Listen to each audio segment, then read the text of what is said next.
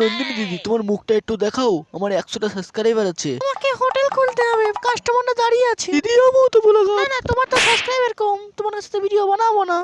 ও নন্দিনী দিদি, তোমাকে 150 টাকা দেবো। নন্দিনী দিদির হোটেলে গেছিলাম আজকে রে। শালা আমার দিদিকে ব্ল্যাকমেল করেছিস তো নাক ফাটিয়ে দেবো রে। 1 2 3 নে পট হট বলতো নে। শালা মেরে কপালে লাল ফুটা বার করে দিলাম রে বাবা। যদি আমার দিদির হোটেলে যাস তোর ওইটা কেটে দেবো রে বাবা, ভিডিও বানিয়ে ছেড়ে দেবো, তখন বুঝতে পারবি রে বাবা। বিচির মতো মুখ নিয়ে দিদির সাথে ভিডিও বানাতে গেছি, আর জীবন মনে থাকে জানো। দিদি তুমি কেন কেন বানাচ্ছ না ব্লগারদের সাথে ভিডিও? ব্লগারটা কেউ ভাত খায় না, ফ্রিতে ভিডিও বানিয়ে পালিয়ে যায়। দিদি তোমাকে নিয়ে যারা ভিডিও বানায় তাদের নাকি খুব ভিউ হয়। ও তাই বুঝি?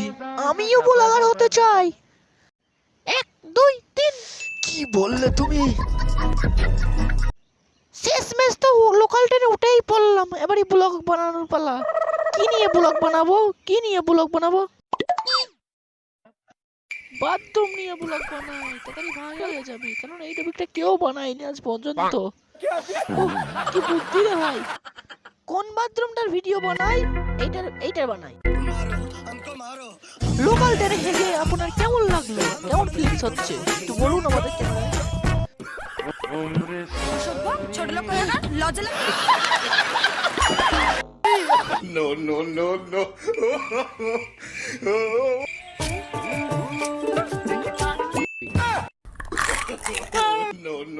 ও বাবা, গলার চুল পদে আটকে গিয়েছে রে বাবা। হেই, আমরা হলাম এলিয়েন। তোমার কি দাঁতে ব্যথা?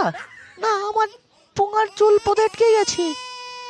এর জন্য তোমাকে কলগেট দিয়ে দাঁত মাজতে হবে। কলগেট আছে, বালের চুন, খয়না পয়না, আলু, পাউডার, সাদা চুন, অনেক কিছু যা তোমার দাঁতকে পরিষ্কার করে ঝকঝকে করবে।